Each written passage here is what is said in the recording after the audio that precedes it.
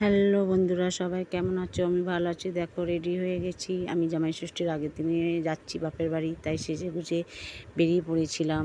এই যে একটা টোটো ধরে নিয়েছিলাম। টোটো ধরে এখন আমি যাব আমাদের স্টেশনে। স্টেশন থেকে আবার ট্রেন ধরবো, তাই আমরা দুজনে টোটো ধরে নিয়েছিলাম। ও সামনে বসেছিলাম, আমি পিছনে।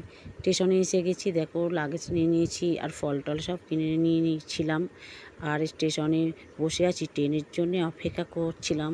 ট্রেন আসছিল না, তার জন্যে দেখো অপেক্ষা করতে করতে আমাদের ট্রেনটা চলে এসেছে। আমরা এখন ট্রেনটা ধরে যাব। আর হচ্ছে আগের দিনকেই আমরা সবাই যাই, বোনেরা মিলে সবাই, যেহেতু হাতাহাতি সবাই মিলে করি। আর সদ্য গিয়ে হয় না, তাই সবাই একসাথে যাই আগের দিনকে। দেখো ট্রেন থেকে নেমে আমরা একটা মিষ্টির দোকানে চলে এসেছিলাম মিষ্টি কিনবো বলে, যেহেতু ফল টল কেনা হয়ে গেছে, এবার মিষ্টিটা কিনবো। ও মিষ্টি পছন্দ করছিল আর প্রচুর ভিড় হয়েছিল। আমাদের অবস্থা দেখতেই পাচ্ছিলো, এত গরমও পড়েছিল।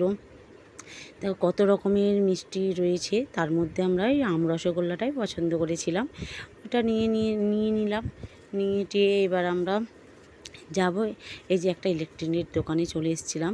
আমরা একটা গিফট কিনবো মায়ের জন্যে, তাই পাখাটা পছন্দ করছিলাম।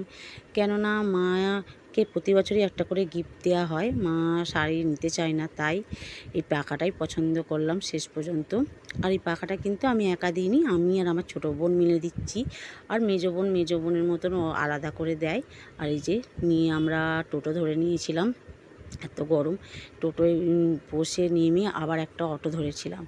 এই যে এসে গেছি। আমাদের রাস্তার গলি অন্ধকার হয়ে গেছে। মায়ের রিয়াকশানটা দেখো, মা খুশি হয়েছিল, আবার আমাদের বকাও দিচ্ছিল কেন এনেছি তার জন্যে। আজকের ভিডিওটা এই পর্যন্তই। কেমন লাগলো